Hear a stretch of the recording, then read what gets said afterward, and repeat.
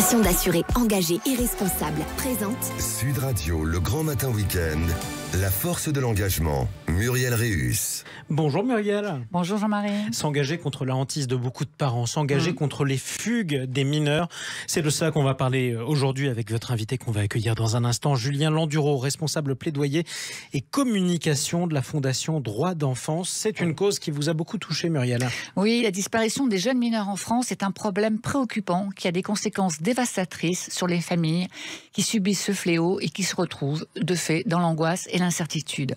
Selon le ministère de l'Intérieur, chaque année, en France, les disparitions de mineurs concernent près de 43 000 enfants, dont 38% de mineurs de moins de 15 ans.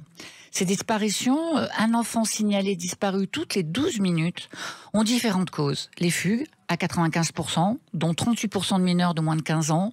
Les enlèvements familiaux, 544 en 2022, majoritairement opérés sur des enfants de moins de 15 ans, et des enlèvements criminels que l'on ne sait pas exactement chiffrer.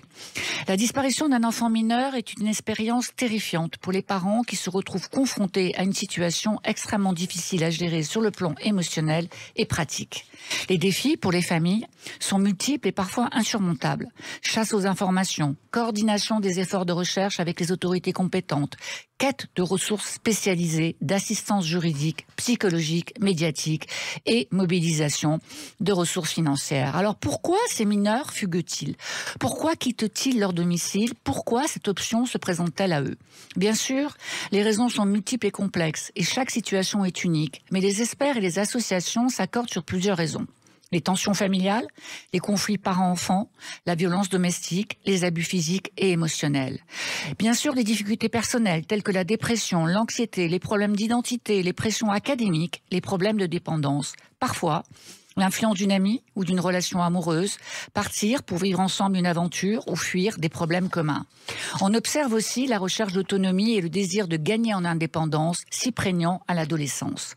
Pourtant, ces choix vont placer ces enfants dans des situations de vulnérabilité, d'exposition à des risques élevés, tels que la violence, la délinquance, la radicalisation, la vie dans la rue, la prostitution, l'exploitation sexuelle. Des risques qui vont s'aggraver encore dans le cas des disparitions longues qui se transforment en disparitions inquiétantes et où le contact avec l'enfant finit par être rompu. Incontestablement, formellement, la disparition de mineurs en France est un fléau qui mérite toute notre attention. Et c'est la raison pour laquelle on en parle aujourd'hui avec votre invité Muriel. On accueille sur Sud Radio Julien Landuro. Bonjour à vous.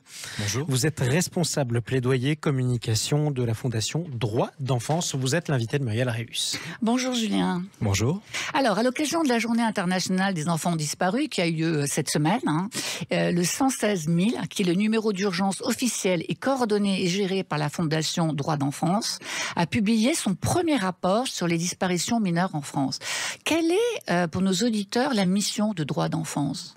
Alors, Droits d'Enfance, c'est une fondation de protection de l'enfance qui a été fondée en 1866 et qui accueille dans ses établissements des mineurs qui lui sont confiés par l'aide sociale à l'enfance et qui gère aussi au niveau national le numéro 116 000 à destination des familles dont l'enfant a disparu. Tandis qu'à l'échelle internationale, on agit également en tant que membre français du service social international. Alors, c'est un numéro d'urgence européen. Oui. Il est gratuit, il est accessible 24 heures sur 24, 7 jours sur 7, en cas de disparition d'enfants. Quelles sont les missions, on va dire, opérationnelles de ce numéro? Quand on téléphone au 116 000, qu'est-ce qui va se passer? Qu'est-ce qui peut se passer? Alors, lorsqu'on téléphone au 116 000, ce qu'on rappelle tout d'abord, c'est demander à la famille, est-ce que vous avez fait un signalement de la disparition de votre enfant auprès des forces de police ou de gendarmerie, qui est toujours la première étape. Ensuite, on va essayer avec le parent de comprendre dans quelles circonstances s'est faite cette disparition, pour essayer de déterminer aussi quel sera le meilleur accompagnement pour celui-ci. Parfois, essayer de trouver des indices ou des faits qui n'auraient pas été communiqués aux forces de police et de gendarmerie et qui nous semblent importants dans le cadre de la recherche de l'enfant. Et ensuite, il y aura un accompagnement social, socio-éducatif, juridique ou psychologique avec le parent durant toute la disparition de l'enfant et parfois même jusqu'après son retour. Et ce numéro, il concerne que les enfants mineurs ou s'il y a une disparition d'enfants majeurs qui peut vivre encore à domicile avec ses parents, comme c'est le cas très fréquemment, est-ce que ce numéro est utile aussi? Alors, le 116 000 enfants disparus, effectivement, ne concerne que les mineurs. Il y a quelques exceptions, notamment pour les jeunes de moins 21 ans qui ne seraient pas autonomes ou qui seraient encore sous tutelle. Et il existe dans combien de pays ce numéro de téléphone 116 000 ? Alors, il existe dans 32 pays européens. Il a été créé en 2007. En France, il a été actif à partir de 2009, mais il y avait un numéro avant qui s'appelait le numéro Azur, qui le préfigurait depuis 2004 à peu près. Alors, Julien, vous avez toujours été très engagé, vice-président de l'association L'Ombre et la Plume, qui aide à la réinsertion des mineurs détenus. Vous êtes le co-créateur du projet Transmission autour de la question des violences sexuelles et sexistes dans l'espace public, animateur d'ateliers de libération de la parole et de réflexion collective autour des sujets d'oppression. Un de vos rôles aujourd'hui au sein de Droits d'enfants, c'est de rencontrer de nombreux décideurs publics pour les sensibiliser et les impliquer. Alors, parmi les faits majeurs qu'on relève dans ce rapport, que vous avez, je précise, rédigé, on note que le nombre de fugueurs de moins de 15 ans a progressé de presque 4% en 2018. Est-ce que les institutions auxquelles vous parlez, qui sont impliquées, ont bien saisi l'importance de ce phénomène de disparition ? Et j'ai envie de vous dire, quelle est votre vision, vous, sur les moyens qui sont mis en œuvre ? Je pense qu'au niveau de la société française en général, il y a une méconnaissance, en tout cas, du phénomène de disparition des mineurs aujourd'hui en France, et en tout cas de sa portée. Parce que c'est vrai que lorsqu'on annonce le chiffre de 43 200 signalements, souvent on a tendance à voir des gens avec les yeux écarquillés qui sont très surpris de ces chiffres, alors qu'ils sont relativement stables, en réalité, d'année en année. Et je pense qu'il y a un vrai effort de sensibilisation à faire, notamment autour des questions de fugue, puisque nous, on a tendance à rappeler systématiquement que la fugue est toujours un espace de mise en danger pour l'enfant. Et donc, durant une période d'errance, il est soumis à de nombreux risques, que ce soit des risques de mauvaises rencontres pouvant mener à des violences physiques, morales ou sexuelles, mais aussi d'addiction ou d'exploitation sexuelle, et qu'autour des questions de la fugue, effectivement, il y aurait un travail de sensibilisation et de plaidoyer qui serait à faire, je pense, à l'échelle du territoire national, et qui permettrait très certainement de réduire aussi ce risque. Alors évidemment, j'imagine que chez Droits d'enfance, vous faites de la formation, vous faites du plaidoyer, vous faites de l'information, et on constate aussi dans ce rapport qu'il y a un lien croissant entre les fugues répétées et l'exploitation sexuelle. D'ailleurs, ces situations sont avérées ou suspectées pour 1/3 des dossiers de fugue concernant les jeunes filles.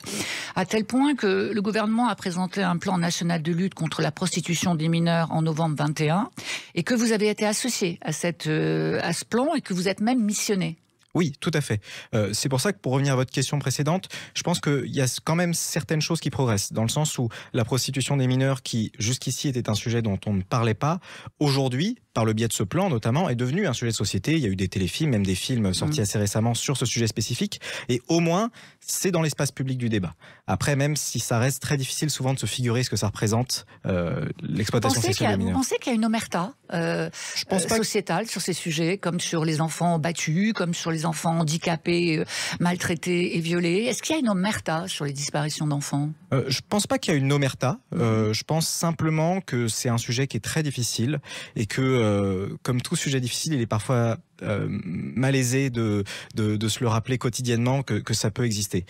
Sur la question de la prostitution des mineurs et du lien avec les fugues, effectivement, c'est quelque chose qu'on a noté depuis très longtemps, qui est un phénomène qui est croissant. Et en tout cas, c'est vrai que lorsqu'on va avoir une famille au téléphone qui va nous dire « ma fille a fugué pour la 5e, la 6e, la 7e fois », on peut se demander à ce moment-là si on n'est pas dans une situation d'emprise, voire d'exploitation sexuelle de la part d'un tiers, ce qui pourrait justifier ces fugues à répétition. Et effectivement, donc au début de l'année 2022, il y a une cellule d'écoute spécifique à la prostitution des mineurs qui a été lancée en partenariat avec Droits d'enfance et le 119. Aujourd'hui, c'est le 119 qui a récupéré les fonctions en ce qui concerne cette cellule d'écoute, et donc effectivement elle est toujours active. Et nous, on a été missionnés effectivement sur une nouvelle mission de maillage du territoire de tous les acteurs de la société civile qui sont mobilisés autour de la question de la prostitution des mineurs, pour justement pouvoir aiguiller au mieux les personnes, que ce soit les proches, les mineurs eux-mêmes ou les professionnels, vers des ressources et des lieux qui peuvent leur apporter. Et ça peut être qui, ce réseau d'acteurs de la société civile? Ça veut dire qui? Ce sont des avocats, ce sont des juristes, ce sont des parents? Alors, qui? Ça peut être des associations, voire même des services publics. On peut penser au Mouvement d'Uni, par exemple, à Amicale d'Uni, aux Maisons des Adolescents, au PMI parfois, enfin à toutes sortes d'associations et d'acteurs qui effectivement sont amenés à rencontrer ce genre de situation, nous l'attestent ou disent parfois j'ai eu un doute, j'ai besoin de davantage de formation. C'est pour ça qu'on propose aussi des webinaires. On propose aussi un centre de ressources qui va bientôt être publié sur notre site internet pour diffuser toutes les ressources en lien avec ces sujets-là. Et effectivement, la mise en relation de ces acteurs permet que si un jour ils ont une situation où ils se disent là je suis peut-être en face d'une situation d'exploitation sexuelle, ils savent vers qui se tourner près de chez eux pour pouvoir aiguiller le jeune, la famille et les professionnels et eux-mêmes trouver les ressources dont ils ont besoin. Alors ce rapport fait aussi apparaître 544 enlèvements parentaux en 2022. Ces enlèvements sont opérés sur des enfants de moins de 15 ans. Ils sont, j'imagine, le plus souvent dans le cas de conflits et de violences familiales. C'est quand même un chiffre qui est en hausse continue depuis 2019. Est-ce que ces chiffres sont sous-évalués et quand on est victime de ces enlèvements familiaux, quelles sont les procédures pour les parents victimes, pour le parent victime? Alors, sur la sous-évaluation, effectivement, on peut penser qu'il y en a peut-être un peu plus que les 544 qu'on a cités l'année dernière. Et si on regarde d'ailleurs, nous, au sein de la cellule de suivi du 116 000, on a ouvert 564 dossiers l'année dernière sur des enlèvements parentaux. Donc plus que de signalements à l'échelle nationale. Ça s'explique par différentes raisons. Parfois, le parent victime ne va pas réussir à faire inscrire au fichier des personnes recherchées l'enfant ou à signaler la disparition parce que s'il n'y a pas de décision de justice qui a été prise, les policiers et gendarmes ne se sentent pas forcément en droit d'intervenir. Et après, ça dépend vraiment des cas. Nous, ce qu'on invite à faire, évidemment, dans ces cas-là, c'est d'appeler le 116 000 enfants disparus, de composer le numéro 116 000, puisqu'on a des juristes au sein de la cellule de suivi, qui sont formés notamment du point de vue du droit international si c'est un enlèvement vers l'étranger, et qui pourront justement les appuyer, leur apporter une aide juridique et les accompagner dans toutes les procédures qui leur permettront de retrouver leur enfant. Et la difficulté, j'imagine, c'est l'absence de coopération de certains pays, parce que évidemment, certains pays, on le sait bien, ne sont pas ouverts à ce type de coopération. Tout à fait. Alors, il faut savoir que la grande majorité des enlèvements parentaux, lorsqu'ils sont vers l'international, ce qui représente un peu moins de la moitié des enlèvements parentaux en France, la grande majorité de cela se passe au sein de l'espace européen. Mais au sein de l'espace européen, il y a aussi beaucoup de disparités dans la volonté des pays de coopérer. Sans parler de cas spécifiques, c'est vrai que des pays comme la Pologne ou la Hongrie, par exemple, on a pu rencontrer plus de difficultés qu'avec d'autres pays pour faire appliquer des décisions de justice qui parfois même ont été prises au niveau européen et qui devraient permettre le retour de l'enfant ou au moins un droit de visite partagé entre les deux parents. J'aimerais qu'on parle un petit peu du fichier, de ce fameux fichier des personnes recherchées. C'est le fichier auquel sont inscrits les signalements. Est-ce que ça fonctionne bien, ça, ou quels sont les dysfonctionnements? Qu'est-ce que vous voudriez voir améliorer sur ce fichier? Alors, le fichier des personnes recherchées, en effet, c'est un fichier qui est diffusé nationalement auprès de toutes les forces de police et de gendarmerie. Donc, qui est très efficace, puisque à partir du moment où on va faire un signalement de disparition de mineurs, on sait que l'information est partagée immédiatement et nationalement. Néanmoins, ce fichier, ça reste une procédure administrative, et comme toute procédure administrative, il peut y avoir des loupés, dans le sens où on peut très bien appeler le commissariat pour déclarer mon enfant disparu et c'est noté par quelqu'un, mais si on ne se rend pas personnellement au commissariat ou au poste de police, il n'y aura pas d'inscription au fichier des personnes recherchées. Donc là déjà, il peut y avoir un premier gap qui fait que l'inscription ne se fait pas bien. De la même façon, le policier ou le gendarme qu'on a en face de nous va pas forcément être un policier formé spécifiquement à l'accueil des familles dans ce cas et pas forcément connaître très bien la procédure. Et même dans le fichier, on s'est rendu compte, nous de notre côté, que si on ne cochait pas une case qui est dans le fichier, le partage de cette information ne se faisait pas forcément très bien. Et donc pour toute cette raison, nous on insiste beaucoup sur la question de la formation des policiers et gendarmes, puisque c'est eux qui accueillent en premier lieu les familles. Donc on en a formé 450 l'année dernière, mais on aimerait que ce soit beaucoup plus systématique pour justement s'assurer que en cas de disparition d'enfant, non seulement la famille est reçue comme il se doit, mais en plus tous les moyens sont mis dès le début et il n'y a pas de retard à l'allumage en quelque sorte pour permettre de retrouver l'enfant le plus vite possible. Et je tiens à préciser une chose aussi, c'est qu'au-delà de la disparition de l'enfant, il faut aussi préparer son retour. Et ça, c'est un gros travail du 116 000 parce que, vous l'avez dit, la fugue, il peut y avoir beaucoup de raisons pour la justifier. Et si le problème qui était à l'origine de celle-ci n'est pas réglé, eh bien, le risque, c'est que l'enfant reparte dans les semaines et les mois qui vont suivre et se remette en danger. Nous, ça représente près de 50% de nos dossiers, des jeunes qui ont déjà fugué une fois. Et donc, pour ça, le travail psychologique et socio-éducatif qu'on fait avec les parents est extrêmement important. Et on fait en sorte que l'enfant revienne dans les meilleures conditions possibles et que le lien soit reconstruit efficacement.